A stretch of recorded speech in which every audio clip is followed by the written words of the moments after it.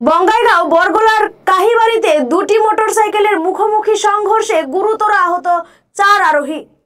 এই সংঘর্ষ হয় AS19B1370 নম্বরের আপাসি বাইক এবং AS01Q9354 নম্বরের পালসার বাইকের মধ্যে।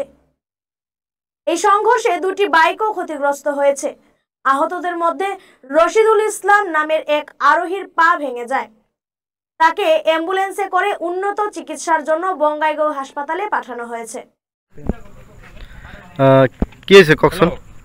তার মানে এই বরগোলার পরা এফালে বরগোলার সাইডের পরা আহি আছে এখন বাইক, দুইজন মানুষ আছে। আর আমার কীর্তনপাড়ার পরা আহি আছে, এটা তো দুইজন লড়া।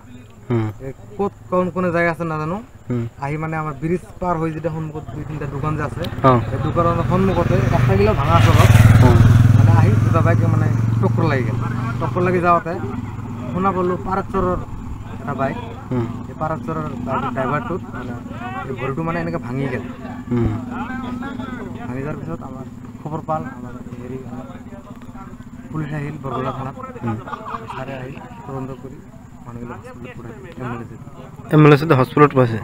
মানুহবিলাকৰ ঘৰ ক'ত আছিল? মানুহবিলাকৰ ঘৰ দুটা হ'ল পাৰাকচৰৰ আর দুটা আমার কীর্তনপাড়া।